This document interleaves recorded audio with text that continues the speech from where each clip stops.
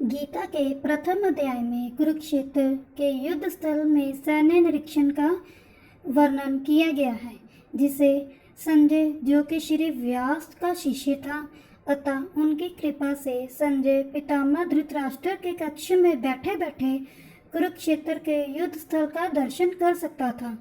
इसलिए धृतराष्ट्र ने उससे युद्ध स्थल की स्थिति के विषय में पूछा, क्योंकि धृतराष्ट्र जन्म से अंधा था। धृतराष्ट्र ने कहा, हे संजय, धर्म भूमि कुरुक्षेत्र में युद्ध की इच्छा से एकत्रित हुए मेरे और पांडु पुत्रों ने क्या किया?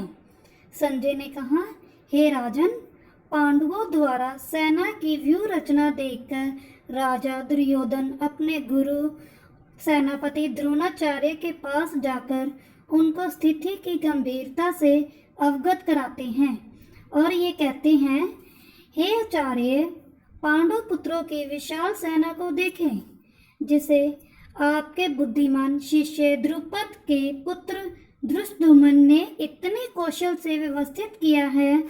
धृष्टद्युम्न ने गुरु द्रोणाचार्य से जो कला सीखी थी, उसी के आधार पर उसने ये व्यूह रचना की थी।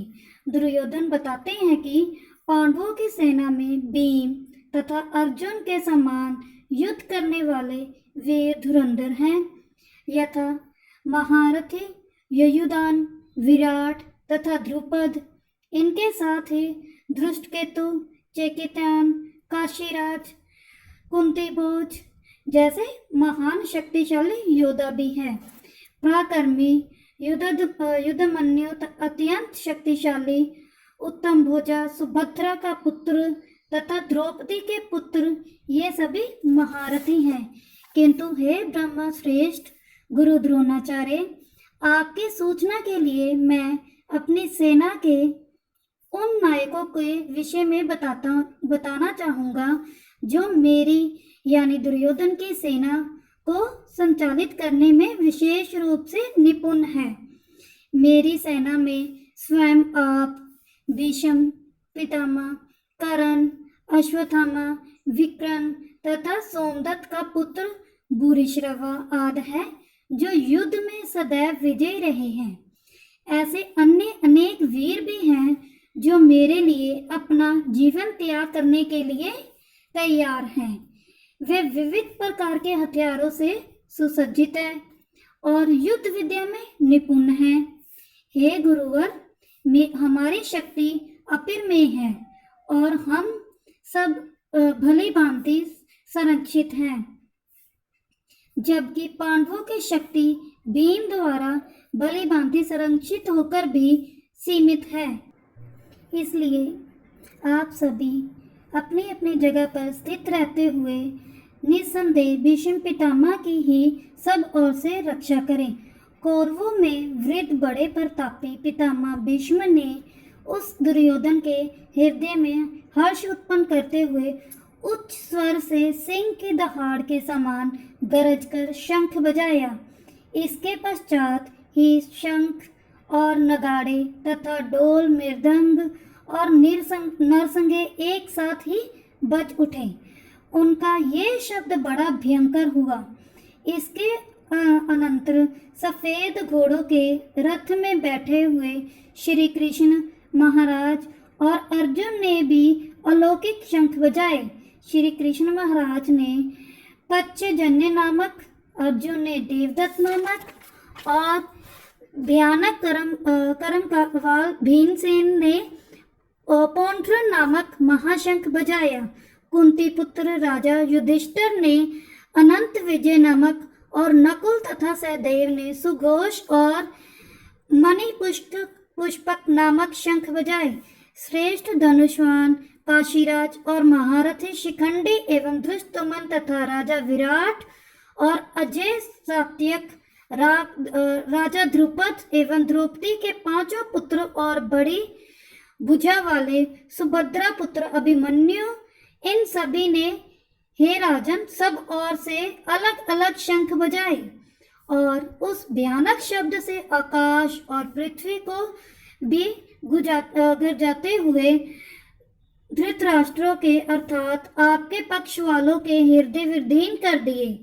हे राजन, इसके बाद कपिध्वज अर्जुन ने मोर्चा बांधकर डटे हुए धृतराष्ट्र संबंधियों को देखकर शस्त्र चलाने की तैयारी के समय धनुष उठाकर हर्षिकेश श्री कृष्ण महाराज से ये वचन कहे, हे अच्युत, मेरे रथ को दोनों सेनाओं के बीच में खड़ा कीजिए, और जब तक कि मैं कुरुक्षेत्र के युद्ध में डटे हुए उन विपक्षी योद्धाओं के भली भांति देख लूं कि इस युद्ध रूप व्यापार में मुझे किन किन के साथ युद्ध करना योग्य है, तब तक उसे खड़ा रखिए। दुर्बुद्धि दुर्योधन का युद्ध में हित चाहने वाले ये जो राजा लोग इस सेना में आए हैं, इन युद्ध करने वालों को मैं देखूंगा। संजय बोले, हे धृतराष्ट्र, अर्जुन द्वारा इस प्रकार कहे हुए महाराज श्री कृष्णचंद्र ने दोनों सेनाओं के बीच में भीष्म और द्रोणाचार्य के सामने तथा संपूर्ण राजाओं के सामने उत्तम रथ को खड़ा करके इस प्रकार कहा, हे पार्थ, युद्ध के लिए जुटे हुए इन कौरवों को देख। इसके बाद प्रथापुत्र अर्जुन ने उन दोनों ही सेनाओं में स्थित ताऊ चाचे को, दादा परदादों को, गुरुओं को, मामाओं को, भाइयों को, पुत्रों को, पोत्रों को तथा मित्रों को, ससुरों को और सुहृदय को भी देखा। उन उपस्थित संपूर्ण बंधुओं को देखकर वह कुंती पुत्र अर्जुन अत्यंत करुणा से युक्त होकर शोक करते हुए ये वचन बोले, हे कृष्ण, युद्ध क्षेत्र में डटे हुए युद्ध के अभिलाषी इस सज्जन समुदाय को देखकर मेरे अंग शिथिल हुए जा रहे हैं और मुख सूखा जा रहा है तथा मेरे शरीर में कंपन एवं रोमांच हो रहा है। हाथ में से गांडवी धनुष गिर रहा है और त्वचा भी बहुत जल रही है तथा मेरा मन भ्रमित सा हो रहा है, इसलिए मैं खड़ा रहने में भी समर्थ नहीं हूँ। हे केशव, मैं लक्षणों को भी विपरीत देख रहा हूँ तथा युद्ध में सब जन समुदाय को मारकर कल्याण भी नहीं देखता। हे कृष्ण, मैं तो विजय चाहता हूँ और ना राज्य तथा सुखों को भी नहीं। हे गोविंद, हमें ऐसे राज्य से क्या प्रयोजन है अथवा ऐसे भोगों से और जीवन से भी क्या लाभ है। हमें जिनके लिए राज्य, भोग और सुख आदि अभीष्ट है, वह ही ये सब धन और जीवन की आशा को त्याग कर युद्ध में खड़े हैं। गुरुवर, ताऊ चाचे, लड़के और उसी प्रकार दादे, मामे, ससुर, पुत्र, साले तथा और भी संबंधी लोग हैं।